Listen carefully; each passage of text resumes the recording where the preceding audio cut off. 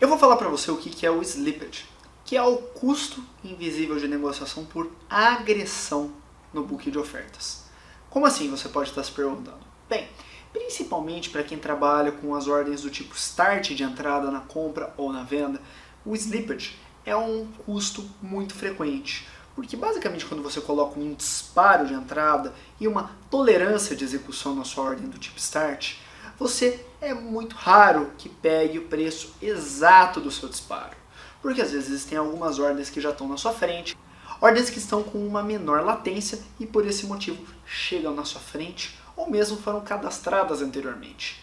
E quando você tem esse tipo de situação, você acaba pagando, vamos dar um exemplo no índice futuro, por exemplo, alguns pontinhos a mais, 5, 10 pontinhos é uma métrica de slippage bem comum. De outro lado, se você opera no mercado de ações, você às vezes paga 1, 2 centavinhos, dependendo da liquidez da ação que você está falando. E por que é muito importante você conhecer o slippage? Se a sua operação paga slippage ou se ela não paga slippage. Porque o slippage é um custo, que você pode até pensar, mas Renato, 5 pontinhos, qual que é o problema? Eu opero para ganhar 100, 5 pontinhos não é nada. Só que você paga 5 pontinhos na ida, muitas vezes você paga os 5 pontinhos na volta, e você paga quando você ganha e quando você perde. No final das contas, ele acaba se tornando um custo relevante quando a gente compara o que você teve de entradas, o que você teve de créditos e o que você teve de débitos.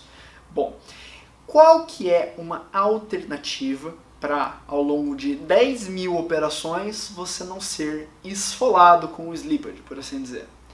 Basicamente, o que você deve procurar é entender, primeiramente, se as entradas por start com agressão são a melhor alternativa para aquele ativo, se a performance que você teve no seu teste não está muito enviesada a não pagar esse custinho. Principalmente para quem opera day trade com mais de 5 operações por dia, o slippage começa a pesar. E qual que foi a solução que eu particularmente encontrei depois de muito estudar, muitas alternativas que eu tentei colocar em prática, que eu coloquei em prática, algumas das quais eu abandonei, algumas das quais eu usei como base de aprendizado. Como que eu, hoje em dia, minimizo o impacto desse custo invisível nas minhas negociações? É muito simples, trabalhando com os chamados deslocamentos. Como que são as ordens deslocadas? Isso é muito comum quando a gente trabalha com robôs, né? Na mão é um pouquinho difícil de fazer, dá um pouquinho de trabalho, mas com robôs é tranquilo. A ordem deslocada é o seguinte: quando você tem um sinal de entrada, você tem um determinado fechamento ou você tem um determinado rompimento, você coloca a sua ordem alguns pontos, alguns centavos abaixo, uma quantidade pré-determinada, para aguardar na pedra, ou seja, deixar a sua ordem aguardando num book de ofertas até você ser executado. E por que é legal pensar dessa forma? Porque é muito menor o número de violinos. É claro que você vai perder algumas operações, mas essas operações que você perde muitas das vezes não teriam sido incluídas dentro do seu backtesting. E por esse motivo você não tá sujando na prática o que seria a sua referência estatística.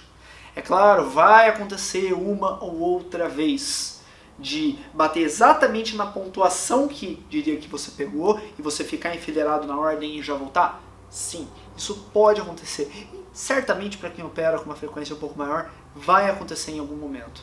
Mas na prática, eu, por exemplo, tive um último mês em que eu fiz aproximadamente 150 operações, e nesse último mês em que eu fiz aproximadamente 150 operações, eu, se eu não me engano, deixei de entrar em uma única operação que era uma operação curta, e que se eu for olhar exclusivamente para o tanto que eu deixei de ganhar nessa operação e calcular que esse foi o meu custo invisível em relação aos outros fixos escancarados que a gente tem nas notas de corretagem e tudo que estaria sendo considerado no backtest, eu paguei muito menos slippage do que eu pagaria se eu estivesse fazendo todas as minhas entradas por agressão a partir de um ponto de largada, né, que é a ordem de start.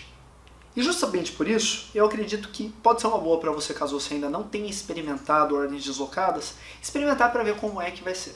Cabe um detalhe: não é utilizando ordens deslocadas que você vai eliminar completamente o slippage da sua curva de capital. Por quê? Porque quando você cai numa operação do tipo stop loss, ela vai reagir a um gatilho. E por esse motivo, você vai acabar pagando slippage de alguma forma. No entanto, com as ordens deslocadas você minimiza muito isso. Pode ser que trabalhando com ordens deslocadas você tenha uma performance aquém do que você teria agredindo? Isso é possível.